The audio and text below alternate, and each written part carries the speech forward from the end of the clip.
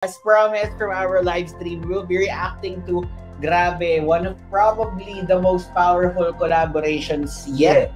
Yeah. Kumaga, madaming collaborations, but again, these are the kings and the queen of kings of P-pop and the queen and hindi mo siya anong tawag kay Sarah? Princess of Pop. Princess of Pop princess. Sorry, pop star princess. Basta sa Philippines ang context dahil ang princess talaga ng pop ay si Britney.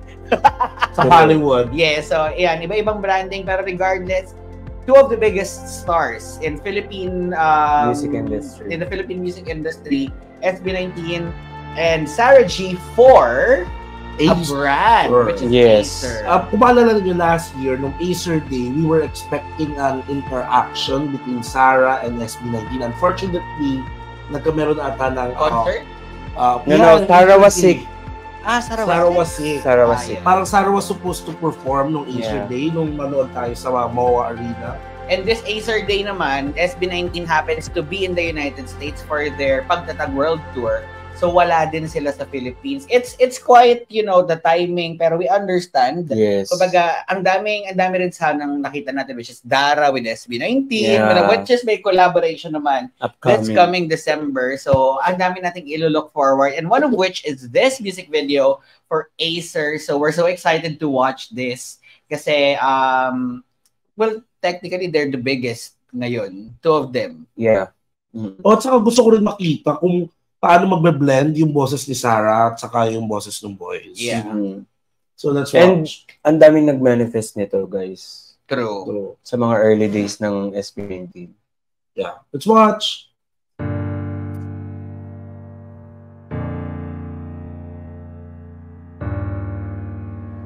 Oh. Now's the time for us to take control. No matter what you do, you gotta ace your world. Don't get all skeptical. You better step into the light to find the might and let your spirit glow. Now's the time for us to take control. No matter what you do, you gotta ace your world. Don't get all skeptical. You better step into the light to find the might and let your spirit glow. Rise up, no one's holding us down. Hold that, 'cause we gotta get higher. Two gates do not need to be cloud. So apparently, no, kailangan, sobrang daming nangyari agad sa, I think, first 30 seconds, pero apparently it's very motivational song. And it's very, kumbaga, it's very giving game, video game theme. Parang dystopian world na parang, dystopian world, and then I think inahalo elemento ng green, being Acer is a green company, I think, trying to be alam mo yun, mas responsible na company. Pero alam mo, gustong-gusto ko kaagad yung tunog. Ako, I don't necessarily like green and orange mixing together. This is just me. So parang, well, medyo ironic din naman if they stick to monochrome green. Pero yun lang, yung una napansin ko. But overall, yung quality ng video, plus opening. Yes. Ako naman is yung sa quality ng music. For e-games talaga siya. It's a e-games material. Sana makapag-produce ang SB19 din ng music for Mobile Legends. Yes. No? Bilang ang M5, ang worlds ng Mobile Legends for ay gaganapin sa Philippines. Yes.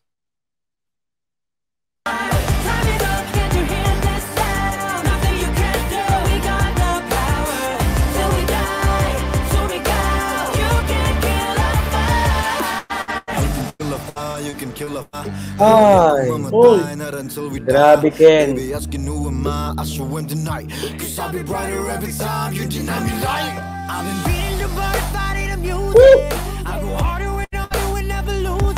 Grabe ng pasok ni Pablo. Plus the throw! Yes. Pinuno vibes. Ay, na-rewind.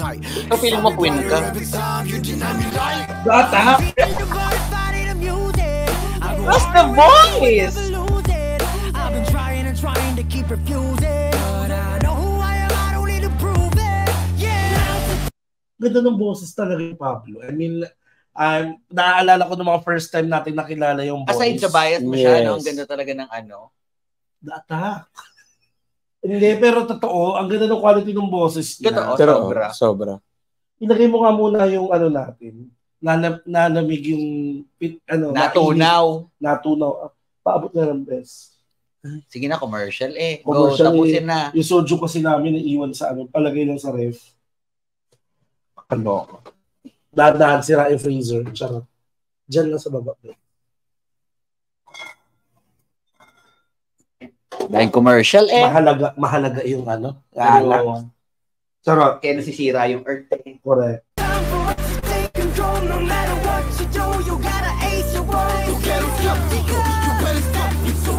Hello, Jack!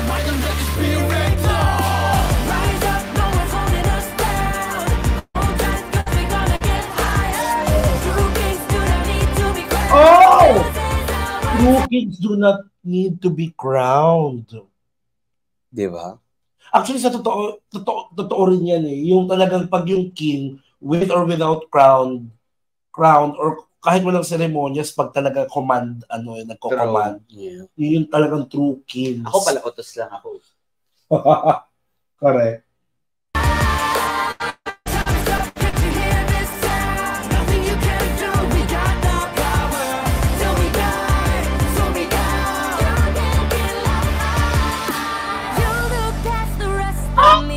Oh my God, iba pa rin talaga ang Ate Sarah G.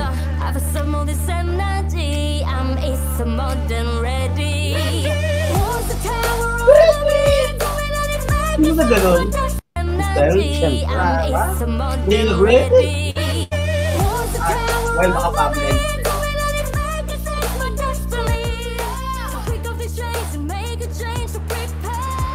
Uy, Ate Sarah!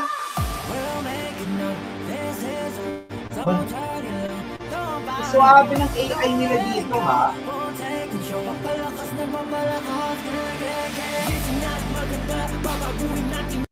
So far, I'm liking the sound na ibibigay ni ate mo, Sarah. Parang very, Hindi ako super laking Sarah stan. I grew up in GMA. So, kumaga, hindi ko siya gaano talagang nafa-follow sa ASA performances. So, pero, kumaga, ngayon ko siya, I know Tala and I know naman yung mga sumikat niyang songs, of course, as a very avid mix viewer. Pero ngayon ko siya, kumaga, siguro discover is the right word. Yung parang, na-enlighten ako kung paano si Sarah as an artist. Ngayon lang ako. So, this is just me. Well, ako medyo nasubaybayan ko kasi si Ate Sarah G.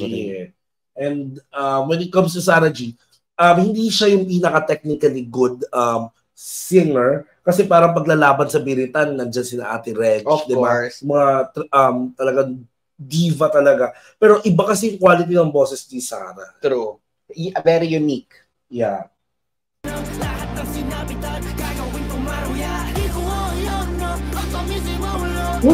Uy! Ang heavy nun.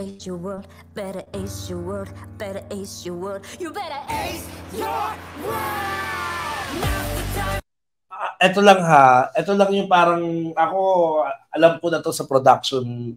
Dati nung panahon na nagkameron ng Rain on Me at nagkameron ng pandemic, iniisip ko paano yung music video kung hindi magkasama si Ariana at si Gaga.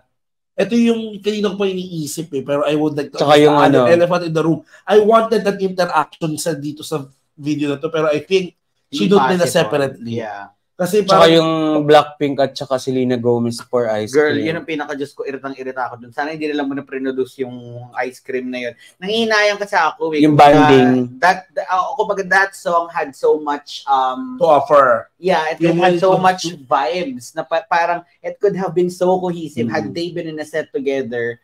Pero ewan natin, kumaga for this naman, they shot the scenes wisely na hindi naman siya super nag-demand. Though, there could have been like a great possibility with Pablo and Sarah.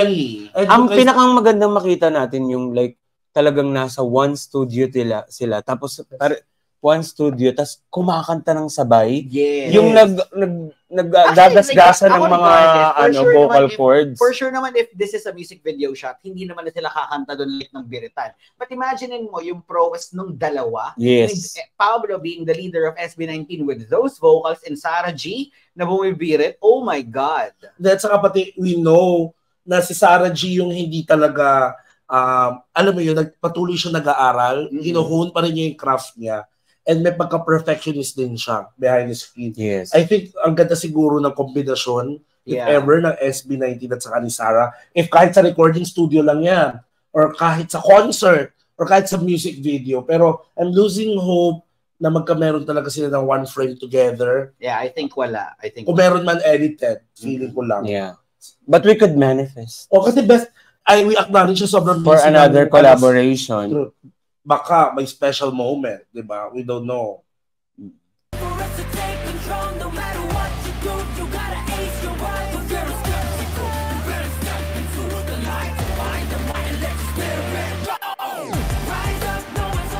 And then hello. Yes! Woo!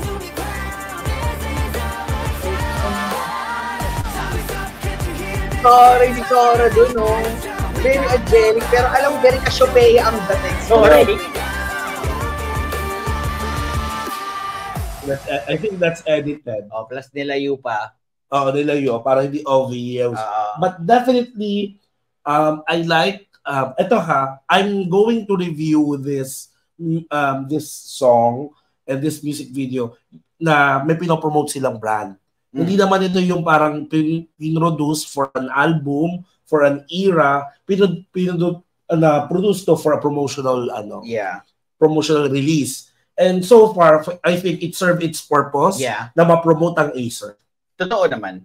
I mean, Acer is very smart to get, the biggest artists. I mean, Alodia, sabi na sa gaming pa lang. Kumaga, even yung Parokya from last year. Yes. But I think hindi na si Ate this year. I think they got Zach Tabuldo. I don't know why. Yeah. Pero, I don't know the target of Acer per se when it comes to getting artists to promote their brand. But what I'm definitely sure of is that SB19 is representing them well. Yun yung masasabi ko. I'm not certain with the other artists. Kumaga, pero napaka-perfect ng SB19 and Sarah to be the brand ambassadors of Acer. Ang tingin ko kasi dyan, lahat yan, lalo na sa advertising, lahat yan may dahilan. Lahat yan may pag-aaral. Hindi pwedeng sabihin na bigla na lang mag-decide yung executive ng Acer. I personally like SB19, so let's get there. Nagkakameron yun ng pag-aaral. Team Payaman, obviously, because of their games. Their games, yung mga endeavor nila, yung vlogs nila. Baka makita natin na dun ina-edit sa Acer product yung mga videos. Yeah. And then syempre mga gamers like Alodia who owns Tier 1. So parang may mga purpose yan. And then getting Sarah lagi ang napasok dyan, makamasa talaga. Yeah. Malakas talaga ang hatak ni ate mo, Sarah. With SB19 ako ito medyo malaki yung claim ko. Pero I think kasi SB19 is becoming global. Doon sa music, is it catchy enough to be a promotional release sa inyo? What do you think?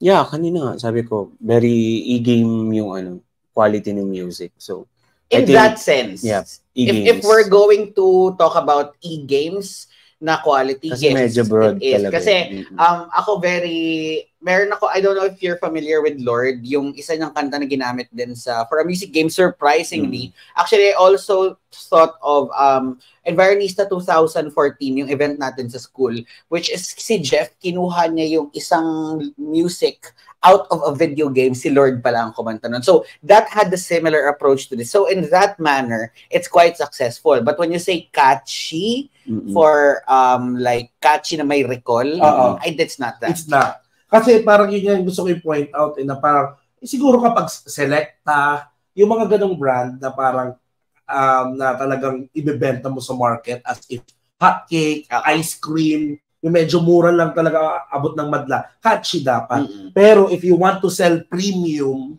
quality, trusted brand, ito yung klase ng music and sophistication na kailangan. Tsaka ako I think, I don't know din naman kung ang Acer ay magki-cater talaga ng ganong level or hindi man nila ganong level, ganong market, yung very for everyone.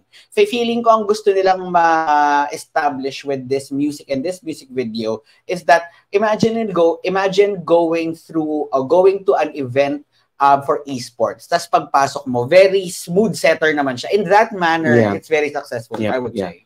Yeah. And now let's go to the music video, the color palette, the choice of the yung magiging feel ng music video. I think it's a very, criticism ko na. Of course, we wanted to include as many ambassador we want. Team Payaman I think, in Taiwan ata yun, kung daw nagkakamali. Yung building doon, di ba nandun yung sa Team Payaman nga, for me, medyo nag-aano lang. Si Alodia kasi was purposely nandun sa music video di ba? Nagsushoot siya. Yung iba kasi parang candid shots na lang. Parang isiningit na lang nila. Hindi nag-match nga yung filter nung kanila Oo, parang... Kumbaga, it was very gaming setup sa bahay. Kumbaga, it could have been that way as if Alodia was conversing with someone from a computer, but the filter could have been... Dapat ginawa na lang nila isang music video na buong-buo kung ano yung feel, yung center concept, yung pinaka-concept. Pero you're going to include several clips showcasing your ambassadors. It could have been done in a separate video. Yeah. I think lang kasi ako dapat nanamnam ko yung Sarah G, SB, Worlds Collide. Sana kung may isa Alodia na lang. Kung mag-Alodia could have solely carried yung pagiging how do you call this, yung bida without the others, kasi for me, like, first and foremost, maliban na lang kung sinama sila doon sa shoot, tapos nung sinama sila doon sa shoot, nagbihis na rin sila doon sa concept, although parang it's gonna be very crowded. I don't know, I really don't understand. Ako naman sa all in all, ako okay lang ako, pero it could have been better kung nag-stick sila sa earth tone. Hindi ko yung which is napansin mo kanina yung orange. No, yung earth tone naman ang orange For me, it's not an earth tone. I mean, the way we're not specializing on that. Ako super nag-pop off kasi sa akin yung orange out of that dystopian setting. Kumbaga yung green nga na suot ng iba sa SB19. Plus yung suot ni Sarah was immaculate. Yeah. Grabe. Plus kaya nga sabi ko, very divine. Tsaka yung CGI na ginagamit sa kanya. Yung pag ganun niya, tapos biglang parang, alam mo yun, ganda ni Sarah, tapos biglang nagtaray siya. Sabi ko, shit! Yeah. Pero kudos na nakaisip dun sa throne ni Pablo. Yung moment na yun. That moment was grabe. Yes. Kumbaga, kung sino man yung creative director nila, thank you for that moment. Kumbaga, they're not really playing kasi you've seen Thrones, not only in, of course, Game of Thrones, very famous, and sa mga games, nakikita natin yun. So, the setting was intelligently thought of. Yeah, to end this reaction, I think best, our last thought na lang talaga to this campaign, and with very specific to SB19, no? Yeah. What does this campaign mean? Ako sobrang smart kasi if you're going to check the markets that they are catering with Sarah G and SB19, talagang pasok sila dun sa target market ng Acer. Yeah. So, and ako naman, ang magiging comment ko is, kumaga, we've actually discussed this before na SB19 creating music for games. I think nakita na natin here. Yeah. Yes, yung capability ng voice nila, tapos yung mga pasok ng Tagalog verses. Kumaga, it's very powerful, napakasakto yung pagpasok sa English na kanta. Plus yung Sarah G, I would wish to see them perform this live.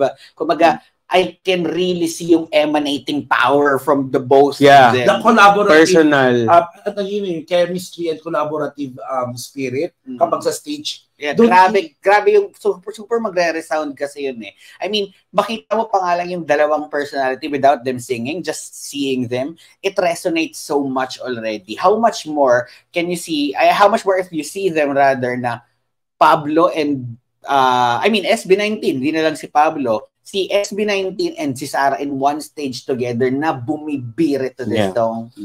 At saka yun nga lang, for me it's a very well thought concept. Yun lang, yung missed opportunity lang talaga. I hope naipasok sa schedule, nino man, may nakapag-adjust. But, you know, they are the biggest stars right now, Sarah G and SB19. Mahirap talagang with their busy schedule. With their busy schedule. But it's a missed opportunity. But overall, I love this promotional video. Yes. Siguro sa mga Acer stores, ang ganda siguro ng rehisto sa mga screens doon kapag may event.